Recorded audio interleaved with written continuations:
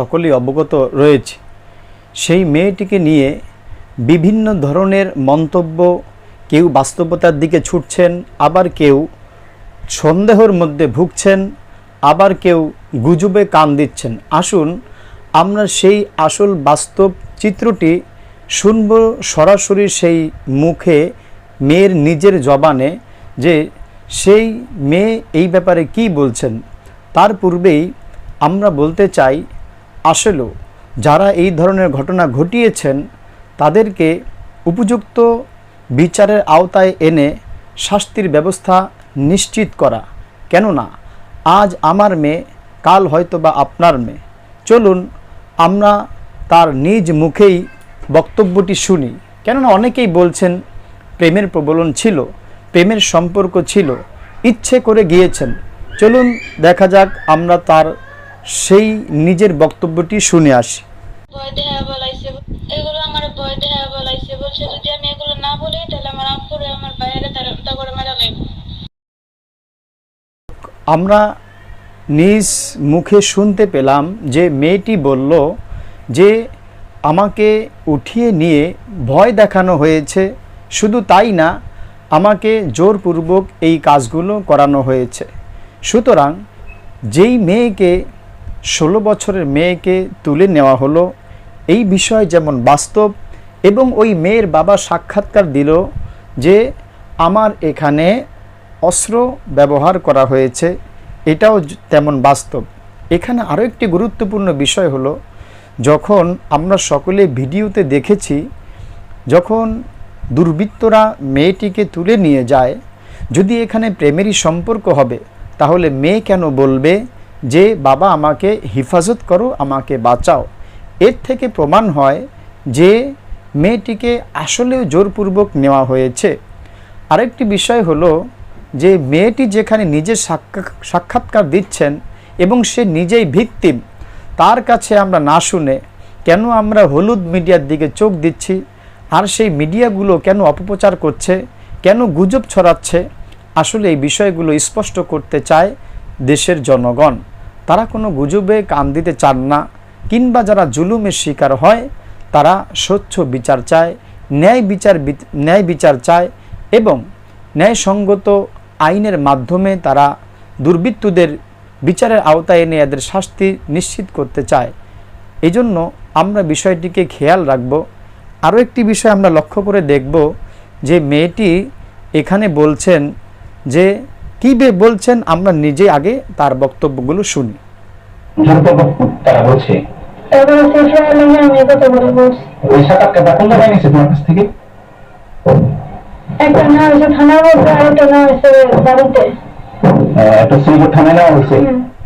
আচ্ছা, তোমার কি বলছি যে তোমার বাবার মা কি বলে এবং কি দিছে?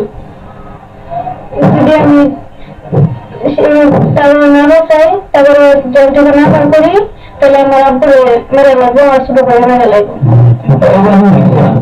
সম্মানিত দর্শক, আমরা সেই মেয়ের নিজের মুখে শুনতে পেলাম যে তাকে জোরপূর্বক নিয়ে তাকে এমন ভয় দেখানো হয়েছে যে তুমি যদি আমাদের এই কাজে সম্মতি না থাকো তাহলে তোমার ছোট ভাইকে এবং মা বাবাকে শেষ করে দেওয়া হবে।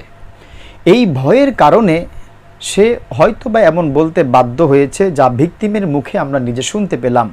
তো যেখানে ভিকটিম সেই মেয়ে নিজে জবানবন্দিতে স্বীকার করছেন, সেখানে গুজবের কোনো আস্থাই থাকতে পারে না। যেখানে ভিকটিম সেই নিজের মুখে মেয়ে স্বীকারোক্তি দিচ্ছেন যে আমাকে জোরপূর্বক নেওয়া হয়েছে, সেখানে কারো বানোয়াটি কথা, কারো গা বাছানো কথা, কারো পিঠ বাছানো কথা এখানে গুরুত্বপূর্ণ কোনো বিষয় হতে পারে না। এজন্য যেহেতু আমরা নিজের মুখে মেয়ের শুনলাম, আমাকে, আপনাকে, দেশবাসীকে এটাই বিশ্বাস করতে হবে, এটাই বাস্তবতা, এটাই সত্য যে তাকে তুলে নেওয়া হয়েছে, এমনকি তাকে ভয় দেখানো হয়েছে। এজন্য এই কথার আর কোনো ভিত্তি থাকলো না যে মেয়ের প্রেমের সম্পর্ক ছিল বা মেয়ে নিজে ইচ্ছা করে গিয়েছেন। যদি মেয়ে ইচ্ছা করে যাবেন তাহলে কেন সে বলবে যে আমাকে জোরপূর্বক নেওয়া হয়েছে? এবং যদি এমনটাও হয় যে ছেলে এবং মেয়ে বিয়েতে দুজনই রাজি ছিলেন, তাহলে সেখানে অস্ত্র কেন ব্যবহার করবে, বাড়িতে ভেঙে কেন নিয়ে যাবে? এখানে আরও একটি বিষয় স্পষ্ট করি, অনেকে বলেন যে নিজে তো বক্তব্যে মেয়ে দিল যে আমাদের প্রেমের সম্পর্ক ছিল, বিয়ের কথা হয়েছে, বিয়েও হয়েছে, এজন্য আমার বাবা যেহেতু আমাকে দিচ্ছেন না, আমার স্বামী আমাকে নেয়ার জন্য জোরপূর্বক আমার ঘর ভেঙে নিয়ে গিয়েছেন। কিন্তু এখানে একটি উল্লেখযোগ্য বিষয় হলো, আমরা কিন্তু ভিডিওতে স্পষ্ট দেখাবো, দেখুন যে কি দেখা গেল যে জোরপূর্বক ঘর ভেঙে মেয়েকে নিয়ে যাচ্ছেন। এখানে কিছু স্বার্থবাদী লোকেরা বলছেন যে হ্যাঁ তার স্ত্রী ছিল, এজন্য সে তার স্ত্রীকে নিয়ে গিয়েছেন। তো আমি বলবো ওই ভিডিওর মধ্যে কিন্তু মুখ স্পষ্ট বোঝা যাচ্ছে না। যদি বিষয়টা এমন সত্যই হবে, তাহলে 1 নম্বর বিষয় হলো সেই ভিডিওতে স্পষ্ট চেহারা দেখানো হয়নি। 2 নম্বর গুরুত্বপূর্ণ বিষয় হলো পরবর্তীতে মেয়ে স্টেটমেন্ট দিয়েছেন, নিজে জবানবন্দিতে স্বীকার করেছেন যে আমাকে জোরপূর্বক নেওয়া হয়েছে এবং সেখানে আমাকে জোরপূর্বক সাইন করানো হয়েছে। এক কথায় মেয়ের যত বক্তব্য আমাদের সামনে উঠে আসলো সব করানো হয়েছে জোরপূর্বক। এই কথাগুলো স্বীকার করে, এই কথাগুলো এটাই বুঝায় শিক্ষিত সমাজের মানুষ, নারী এবং পুরুষ নির্বিশেষে তারা সকলেই বুঝে ফেলেছেন এটা একটি বাস্তব ঘটনা এবং দুর্বৃত্তরা যারা এ সমস্ত চক্রান্ত করেছেন তারা সাজানো গোছানোভাবে বানোয়াটি করে এটাকে ধামাচাপা দিতে চাচ্ছেন।